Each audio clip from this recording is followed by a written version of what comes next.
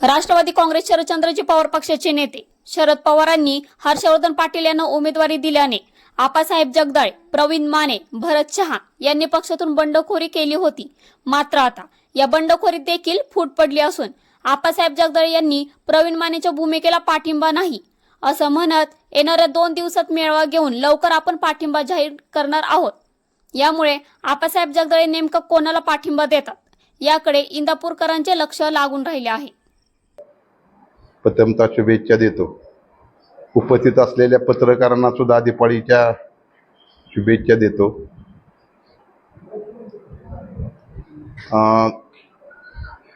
आपला 11 तारखेला परिवर्तन मेळावा झाला।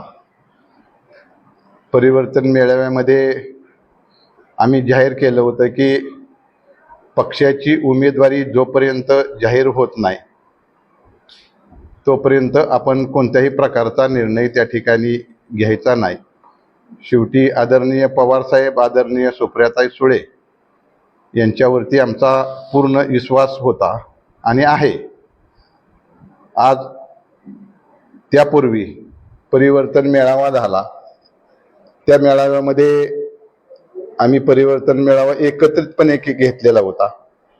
त्यामध्ये प्रवीण माने असतील, भरत शहा असतील, या तिघांच्या माध्यमातून त्या ठिकाणी मेळावा घेतला आणि अनेक आबा मोहोळकर असतील, त्यानंतर फडतरे आबा असतील, कांतीलाल झगडे असतील, त्याचप्रमाणे आमचे तुषार जाधव सभापती असतील, ही सर्व त्या मेळाव्याला उपस्थित होते। आणि त्या मेळाव्याच्या अगोदर ज्यावेळेस 7 तारखेला प्रवेश होता, शेवटी तालुक्यातल्या जनतेला काही गोष्टी माहीत झाल्या पाहिजे। त्या खोटा नाटा मॅसेज कुणी पसरवत असेल यापासून आम्ही तर काही लबाड बोलणारे कार्यकर्ते नाही। पण 6 तारखेला रात्री मला प्रवीण मानेच्या घरून त्यांच्या मोबाईलवरून फोन आला आणि त्यांनी मला सांगितलं की आपण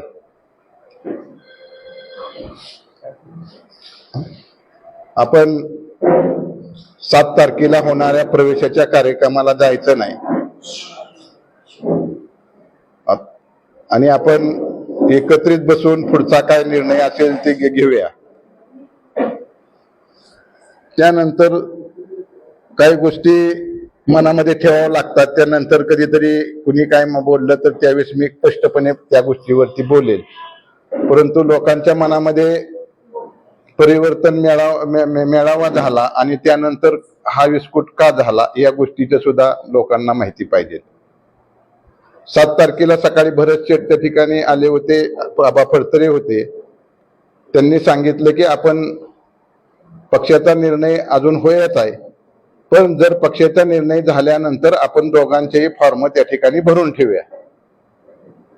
एकदा मध्यस्थी माणसानं सांगितल्यानंतर हे तिघांनी आपण हा मेळावा घेतला होता, तर मध्यस्थी माणसाचं ऐकलं पाहिजे ही माझी भूमिका राहिली। आणि त्यानंतर त्यांनी त्यांची भूमिका मेळावा झाल्यानंतर 3ऱ्या-4थ्या दिवशी स्पष्ट केली की आम्हाला त्या ठिकाणी उभा राहायचं आहे। मी त्यांना विनंती केली की आपण एकत्रितपणे प्रचार करू, एकत्रितपणे फॉर्म भरू आणि पक्षाच्या निर्णयाची थोडी बहुत वाट पाहू। पण त्यांनी काही त्या निर्णयाची वाट पाहिली नाही आणि त्यांनी त्यांचा स्वतःचा उमेदवार फॉर्म भरण्याचा निर्णय घेतला आणि आम्ही त्यांना सांगितलं की आमचा ह्या गोष्टीला पाठिंबा राहणार नाही। त्याप्रमाणे आम्ही त्यांना पाठिंबा काही दिलेला नाही। आता प्रश्न येतोय की गेल्या 11 तारखेपासून शेवटी अन्याय झाला कोणावरती, अन्याय केला कोणी, यापेक्षा आता महत्वाचं आहे की अन्याय पचवण्याची शक्ती सुद्धा आमच्यामध्ये परमेश्वराने या ठिकाणी दिलेली आहे। शेवटी राजकारणामध्ये एकदा गोष्ट झाली तर ती सहन करेल, पण 3-3, 4-4 वेळेस अशा गोष्टी झाल्यानंतर सहन करण्याची क्षमता इतर लोकांपेक्षा तुमच्या सर्वांच्या इंदापूर तालुक्याच्या जनतेच्या आशीर्वादानं माझ्यामध्ये आहे।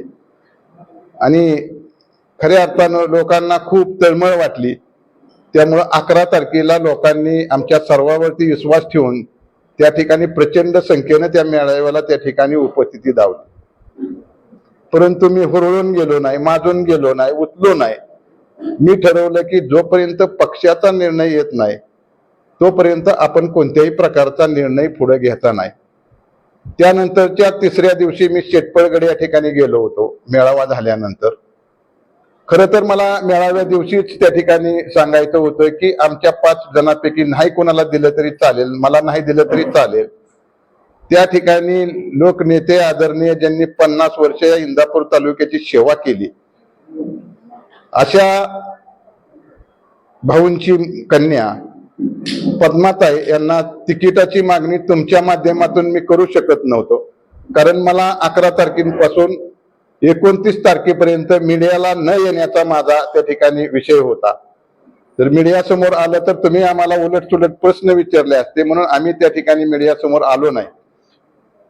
परंतु तिसऱ्या चौथ्या दिवशी शेटपळगडीमधल्या मुलांना मी सांगितलं की तुम्ही राजूदादांकडे जावा आणि त्या मार्फत पवार साहेब ताईंकडे हा निरोप पोचवा की माझं वैयक्तिक नाही झालं तरी चालेल, पण ज्यांच्यावरती खऱ्या अर्थानं माझ्यापेक्षाही जास्त अन्याय झालाय अशा पद्माताईला त्या ठिकाणी उमेदवार दिली तर आम्हाला कोणतीही आमची अपेक्षा न ठेवता किंवा काही न ठेवता आम्ही त्यांचं काम करण्यास तयार आहे. पण त्या ठिकाणी आता आम्ही 3 पर्यंत वाट बघितली. तुम्ही सगळे पत्रकार त्या ठिकाणी होता. आतापर्यंत पद्माताईचा फॉर्म आलेला नाही, बरोबर आहे का? हा. आणि म्हणून आम्हाला ही पत्रकार परिषद घेण्याची वेळ आली. आता आम्ही ही पत्रकार परिषद घेतली. इंदापूर तालुक्यातील तमाम जनतेला मी विनंती करणार आहे. शेवटी ज्याचं जळतं त्याला कळतं. तुमची साथ हवी आणि तुम्ही ती साथ दिली तर भविष्य काळामध्ये माझ्यासारखा कार्यकर्ता शेवटी उभा राहायचा तर प्रश्न नाही. शेवटी तुमची साथ ह्याच्यासाठी हवी की उद्याच्या निवडणुकीमध्ये शेवटी आम्हाला घरी बसून चालणार नाही. शेवटी कार्यकर्ता हा तालुक्याचा कणा आहे आणि आमच्यासारख्या कार्यकर्त्यांना घरी बसलं तर खालच्या कार्यकर्त्यावर त्याला न्याय कोण देणार? त्यामुळं आम्हाला या 2-3 दिवसामध्ये दिवस बघून, कारण 2-3 दिवसामध्ये आम्हाला हा निर्णय घ्यावाच लागेल. सण आहे, परंतु सणाचा दिवस आज आम्ही काही बघितला नाही. 2 दिवसामध्ये एखादा छोटा मेळावा घेऊन या मेळाव्यामध्ये आम्हाला कोणाला तर पाठिंबा त्या ठिकाणी द्यावा लागणार आहे. साधक बाधक विचार आम्ही सर्व कार्यकर्त्यांनी केलेला आहे की शेवटी हा निर्णय घेत असताना काही जणाला तो त्याच्या मनाच्या विरोधात असेल. शेवटी आलेल्या कार्यकर्त्यांनी खऱ्या अर्थानं मला असा सपोर्ट करायला हवा होता, केला पण काही जणांचा लक्ष असं आहे की त्या ठिकाणी त्यांच्या गावच्या अडचणी असतील तर त्या अडचणी त्यांच्या सॉल्व्ह करण्यासाठी म्हणून त्यांचा विषय वेगळा असू शकतो, काही 4-2 जणांपैकी, बरोबर आहे का? हा. तर तोही विषय सोडवण्याचा आम्ही भविष्य काळामध्ये प्रयत्न करू. आज पत्रकार परिषद घ्यायचं एवढंच कारण की या तालुक्यातील लोक अजून शांत आहेत. तुम्ही शांत राहावा. आम्ही सर्व तुम्हाला जो निर्णय घेणार आहे ते तुमच्या समोरूनच आम्ही त्या ठिकाणी निर्णय घेऊया आणि कुठल्याही कार्यकर्त्याला अडचण नाही येईल असा भविष्य काळामध्ये त्यांना न्याय देण्यासाठीचा निर्णय, या तालुक्यातील काही प्रश्न सुद्धा मार्गी लागले पाहिजे हे पण आमची भावना आहे. कार्यकर्त्याला पदाच्या माध्यमातून वैयक्तिक कुठल्याच्या माध्यमातून त्याला सुद्धा न्याय मिळाला पाहिजे. सर्वसामान्य जनतेला जो वाटतंय त्या पद्धतीचा निर्णय आम्ही 1-2 दिवसाच्या काळामध्ये सर्व एखाद्या कार्यालयामध्ये, छोटा मोठा कार्यालयामध्ये आम्ही त्या ठिकाणी कार्यक्रम घेऊन हा आमचा निर्णय आम्ही जाहीर करणार आहे.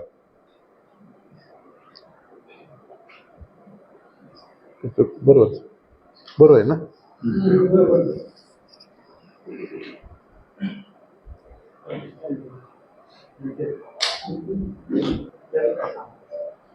काय म्हणला? 1 मिनिट तुम्ही लक्षात घ्या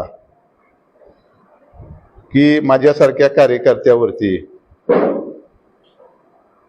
गेल्या वेळेस अर्ज गाडून घ्यायची नामुष्की आलेली आहे आणि अजून परत अर्ज भरायचा आणि अर्ज माघारी घ्यायचा. शेवटी आम्हाला माहित आहे की आम्ही अपक्षामध्ये जिंकू शकत नाही. आमच्यामध्येच फूट झाली तर आम्ही कसं जिंकू शकतो? हा सुद्धा त्या ठिकाणचा निर्णय आहे. म्हणजे त्या ठिकाणचं म्हणजे आम्ही विचार केला की आपण निवडणुकीला समोर जायला नको, कारण आमच्या ग्रुप मधलाच एक जण उभा राहिला असेल तर आम्ही कशाला परत अजून चौथा उभा राहण्याचा प्रयत्न करू. प्रवीण माने यांनी अर्ज भरताना आपल्याला विश्वासात घेतलं नाही का? म्हणजे जर विश्वासात घेतलं असतं, विश्वासात घेतलं म्हणजे मी तुम्हाला उल्लेख केला की आत्ताच की बरेचसे ह्याला साक्षीदार आहेत. त्या ठिकाणी ठरलं होतं वेगळं आणि त्यांचा इरादा वेगळा होता. आणि मी कुणाला फसवत नाही. काही गोष्टी बोलायच्या नसतात, काही गोष्टी पडद्याआड बी ठेवायच्या असतात आणि वेळ आल्यानंतर त्याही गोष्टी ओपन करायच्या असतात. पद्मताई भोसलेंचा अर्ज आला नाही असं तुम्ही सांगता. नेमकं पद्मताई भोसले त्यांचे संपर्कात होत्या का? नेमकं पद्माताई भोसले माझ्या संपर्कात नव्हता. माझा तो अधिकार नाही की त्यांना तुम्हाला तिकीट द्यायचा म्हणण्याचा. तो अधिकार पक्ष श्रेष्ठींचा आहे, पक्षाच्या नेतृत्वाचा आहे. आम्ही त्या योग्यतेचं नाही समजल्यानंतर आम्हाला वाटलं की त्या योग्यतेच्या आमच्यापेक्षा जास्त पद्माताई असतील, ज्यांनी 50 वर्ष या इंदापूर तालुक्याची सेवा केली आणि फोटो सुद्धा त्यांचा त्या शंकरराव भाऊंचा ह्यांच्यावरती असतो. त्यांनी सुद्धा मोठ्या मनाने आपल्या घरातली एक बहीण म्हणून या ठिकाणी त्यांनी बी प्रयत्न करणं गरजेचं होतं त्यांना आणून या ठिकाणी बसवण्याचं. हेतू आमचा काही वाईट नाही. हेतू आमचा हे होता की आदरणीय पवार साहेबांच्या तुतारीचा उमेदवार निवडून आला पाहिजे. परंतु ते करत असताना काय आमचाही 30 वर्षाचा राजकीय अनुभव आहे. या अनुभवामध्ये आम्हाला असं वाटत नव्हतं की आता दिलेला उमेदवार हे तिथपर्यंत पोहोचू शकतोय आणि म्हणून आम्ही त्या ठिकाणी एक पर्याय सुचवला होता की बाबा ह्या जर व्यक्तीला तिकीट दिलं तर सगळा तालुका एक होईल आणि मोठ्या मनानं त्या निवडून येतील आणि त्यांना सुद्धा न्याय मिळेल. कुठेतरी परिवर्तन व्हायच्या अगोदर परिवर्तन मध्ये बिघाड झाला. परिवर्तन व्हायच्या अगोदर नाही, परिवर्तनचा विषय तो वेगळा आहे. आता त्या गोष्टी मी बोलू शकत नाही कारण काही घरातल्या गोष्टी असतात ते भरत शेठला माहित आहेत. मग जर कोणी आता बोलायचं म्हणलं तर मला बोलता बी येतील. नंतर प्रचाराच्या वेळेस मी बोलेल बी त्या गोष्टी. आज ते काही बोलण्याचा विषय नाही. आजचा विषय काय होता की बाबा आमच्या बरोबर असलेल्या लोकांनी कुठल्याही प्रकारचं बाहेरचं पाऊल त्या ठिकाणी टाकू नये. 2-3 दिवसामध्ये आमचा निर्णय हा पक्का होणार आहे आणि त्याच्यामध्ये हे बघा सर्व नेत्यांची आमची चर्चा झालेली आहे. म्हणजे हितल्या बरं का, वरिष्ठांची आमची कोणाची अजून काही त्या पद्धतीनं चर्चा झालेल्या नाहीत. जर आम्हाला योग्य वाटलं की ह्या लोकांच्या हितात आहे, लोकांच्या दृष्टीनं महत्वाचं आहे, आमची काय कामं असतील ती मार्गी लागतील, वैयक्तिक राजकीय बी काही विषय आहेत तेही व्यवस्थितपणे मार्गी लागतील आणि भविष्यात जे आमच्यावर अन्याय झालाय हिथं सगळ्यांवरती म्हणजे झालाय, माझ्यावर झाला, भरत शेठवर झाला, आबांवरती झाला, फडतरे आबावरती झाला असेल, हा अन्याय हिथं बसलेलाच नाही, अनेक लोकांवरती म्हणजे अन्याय म्हणजे आम्ही कुठल्या पक्षालाही करत नाही. ही तालुक्याचा विषय. उद्या हा विषय काय जातोय की तो राज्य लेवलवर जातोय. आमचा विषय फक्त तालुक्यापुरता आहे. आम्ही कुठल्याही वरच्या नेत्यांना आम्ही काय म्हणत नाही. पण अन्याय हा कसा असतो की बाबा ठीक आहे आपापसात बोललेले तर हा सुद्धा अन्याय आहे, दिलेला शब्द न पाळणं हा सुद्धा अन्याय आहे. एवढाच आमचा विषय, ह्याच्यापेक्षा जास्त म्हणजे काही हे नाही.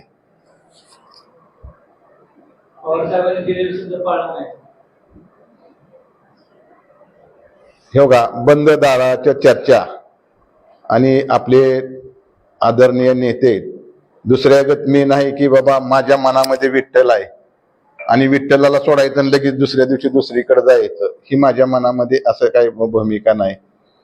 कुणी शब्द दिला का मला संतोष आहे की मी स्पष्टपणे सांगतो मला शब्द दिला नव्हता. चला म्हणजे आपण काय गोष्टी बोलायच्या नसतात, मला शब्द दिला नव्हता. झाल्या गेल्या गोष्टी आज संपलेल्या आहेत. त्यामुळे आपण पुढे कसं म्हणायचं काय? नाही पवार साहेबांनी मला शब्द दिला नव्हता. श्रद्धा असायला काय अवघा संतोष आहे की अवघा शेवटी आमच्या आयुष्याचा प्रश्न आहे. शेवटी 30 वर्ष आम्ही काम केलंय. बाकी जगात आम्ही आता म्हणायचं थोड्या वेळानं वेगळं बोलायचं. आम्ही आतापर्यंत पक्षाची आदरणीय पवार साहेबांची सुप्रियाताईची या ठिकाणी वाट पाहिलेली आहे. श्रद्धा हा विषय वेगळा आला, पण आमचं मनाला काय वाटतंय की शेवटी का मुळे ह्या गोष्टी झाल्या, ह्याचं कारण काय? बरं आम्ही कमी असलो, वाटत होतं तुम्हाला आम्ही कमी नाही ना, तुमच्या पत्रकाराला माहित आहे पद्माताई ही शंकरराव भाऊंची मुलगी होती आणि त्याच्या एवढं आज क्रेज कोणाचंच नाही, त्यांच्या एवढं क्रेज कोणाचं नाही. मग त्यांचं नाव आम्ही दिलं असताना का मुळे त्या तिथं उमेदवारी म्हणजे शेवटी कुठेतरी आम्हाला विश्वासात तरी घ्यायला पाहिलं होतं त्या उमेदवारीच्या बाबतीमध्ये. तिन्ही उमेदवारातले तुमच्या विचारधारेचे उमेदवार कोण वाटतं? हा तीन प्रमुख उमेदवार राहिले, हा तुमच्या विचारधारेचा उमेदवार कोण वाटतं? आता विचारधारे तर आम्ही तर सगळ्याच्या विरोधात बोलून बसलोय आणि सगळ्यांनाच टांगा दिलेत. आता आम्हाला दगडापेक्षा विटमाव कुणाला तर म्हणावंच लागणार आहे. अहो भविष्यात पाठिंबा आम्ही 2 दिवसानंतर मला सांगतो की मग आता इथं सांगितलं नसतं का? हो का, आम्ही स्पष्ट बोलणार आहे. अजूनपर्यंत आमचा कोणताही निर्णय झालेला नाही, स्पष्टपणाने तुम्हाला सांगतो. ह्याच्यामध्ये खोटं काही नाही. बरोबर आहे का शेठ? आम्ही फक्त तुमच्या समोर का आलो की लोकांच्या मनामध्ये आम्ही सांगितलं होतं की 29 तारखेपर्यंत आम्ही वाट पाहणार आहे. 29 तारखेला आम्ही शेवटी आमची लोक आमच्यापासून बगलेला जाऊ नये याकरता आम्ही प्रेस घेतोय. तसंही तुमच्या बोलण्यावरून असं वाटतंय की आश्रम पाटील योग्य उमेदवार नाही, प्रवीण माने तुम्हाला फसवले, या सगळ्या गोष्टी आहेत. याचा अर्थ तुमचा कल हा भरणे मामांकडे आहे. तुम्ही असं कसं म्हणताय की भरणे मामाकडे कल आहे? भरणे मामाच्या विरोधात मी बोललोय मी त्या दिवशी. कल म्हणजे हो का, त्यांनी नाही का मला फसवलं? मग आम्ही काय म्हणतो की आता आम्हाला जगन आणि मीठ निवडायचंय ना. आता शेवटी हो का, एक मिनिट आहे का, हो का, कार्यकर्त्यांचा कल उद्या भविष्याचा बी विचार करायला लागेल. शेवटी कार्यकर्ता 5 वर्ष होरपळला, गेल्या वर्षी आम्ही चुकीचा निर्णय घेतला. काय झालं? पाण्याचा प्रश्न सुटला नाही, बंधाऱ्याचे प्रश्न सुटले नाहीत, आरोग्याचे प्रश्न सुटले नाही. आम्ही वेळेवेळेवर ओरडतोय, तो सुद्धा विषय तालुक्याच्या दृष्टीनं महत्वाचे आहेत. हे सुद्धा आम्हाला सगळ्या कार्यकर्त्याचं म्हणणं आहे. हे बी गोष्टी मार्गी लागल्या पाहिजे. 2 दिवसानं कार्यकर्ते सांगतील की हो का, जरी हो का, ठीक आहे का ना, घरी तर बसता येणार नाही आम्हाला. आता कुठलीही मत हात लावल्याशिवाय कशी कळणार आहे विठ्ठल? चला.